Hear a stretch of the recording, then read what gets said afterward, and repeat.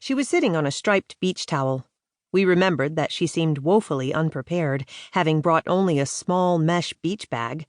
The rest of us had our Tommy Bahama beach chairs slung low in the sand, hydro flasks in the cup holders. This woman had no water bottle that anyone could see, no Yeti full of cold brew, certainly no snacks to share. Though, of course, in her defense, one of us said later, how could she have known to bring snacks to share? Gina shook her head indulgently. No, it's the teams for the middle school, gold and crimson. She'll be on one or the other, and that will determine everything for the year. Everything, confirmed Monica. We could see that we were making the newcomer nervous, and many of us were okay with that. We were all relieved when one of our favorite surf instructors, Parker, approached the group. Who drives a white Acura? Asked Parker, whom we all agreed was very hot, especially when he pulled the top of his wetsuit down during the breaks between sessions, showcasing his phenomenal abs. I do, said the new woman. Some of us had forgotten her name already. Terry, was it? Mary? No, Sherri. It was Sherri. With an I. Some of us remembered that she'd told us that right away, as though anticipating an incorrect spelling. Rebecca does, said Monica, a split second later. Rebecca, who was still down at the water's edge, had been distracted all morning. Nicole had seen her on her cell phone, having what she described as a very animated conversation. Did you park in the metered lot? Parker wanted to know.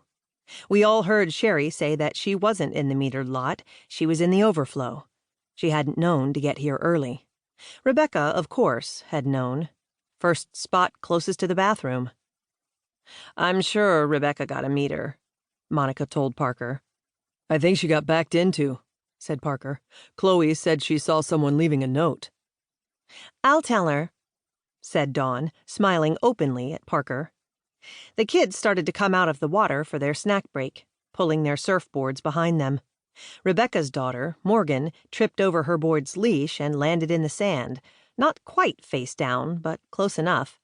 Rebecca wasn't looking. She was on the phone, still or again, and the rest of us pretended not to see.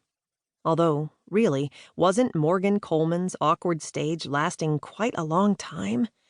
Of course, we didn't blame her, after what had happened.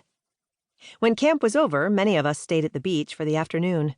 We'd packed lunch and planned to remain for the day. But not Rebecca, and not the new woman, Sherri, who folded her towel into her mesh bag while her daughter peeled off her wetsuit. We supposed we weren't surprised to see Rebecca leave. She hadn't been the same since Peter. Last summer, we hardly saw her at all. We assessed the new girl. Her hair was dark and thick, pretty, even in its wet braid. We could see how it was probably curly when loose. Her skin was promising, clear with a golden glow that spoke of an easy tan. Bathing suit, Target, last year's model. The shorts she was pulling on over the suit were Old Navy, ill-fitting. And yet we all noticed that she had sort of an ease about her, a way of fitting into her environment. Well, said the new woman, it was so nice to meet all of you. Likewise, said Tammy. She cast a meaningful look at Gina. We didn't have to say it out loud. We knew this woman wouldn't try to get into the group. After the Chicago debacle, our group had been restored to its natural order, an even dozen, and the borders had snapped themselves closed, like the lobes of a Venus flytrap. 2. Sherri. How'd you like the girls? Were they nice to you? Sure. Sherri and her daughter, Katie, were on their way home from Katie's first day at surf camp. Katie had never been on or near a surfboard in all of her 11 years, but she'd taken to it surprisingly well, at least as much as Sherri could tell from her vantage point on the beach. Was anybody not nice to you? I don't know, I don't think so. If they weren't, I didn't notice.